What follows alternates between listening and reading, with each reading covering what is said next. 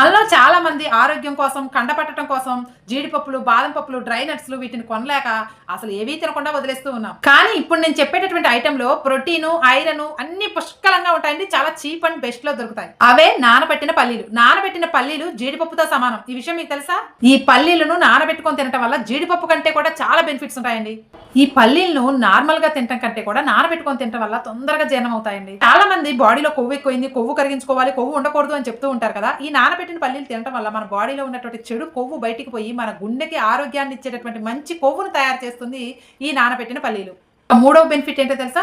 రక్తంలో ఉండేటటువంటి ఇన్సులిన్ ఓవర్‌గా రిలీజ్ అవ్వకుండా స్లోగా రిలీజ్ అవుతూ ఉంటుంది. షుగర్ ఉన్న వాళ్ళు ఈ నానబెట్టిన పల్లీలు కొంచెంగా తింటే చాలా మంచిదండి.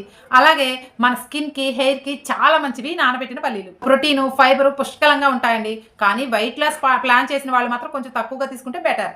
ఇక ఇప్పటి నుంచైనా బాదం పప్పు, జీడిపప్పు ఉంటేనే బలంగా ఉంటాం అనుకోకుండా కాస్త పల్లీలు గుప్పెడు నానబెట్టుకొని తింటూ ఉండండి. మీతో పాటు మీ పిల్లలకు కూడా పెడుతూ ఉండండి. పిల్లలు తినమంటున్నారా? కాస్త వాటిని గుగ్గిలాలు చేసి పల్లీ గుగ్గిలు చేసి పెట్టండి.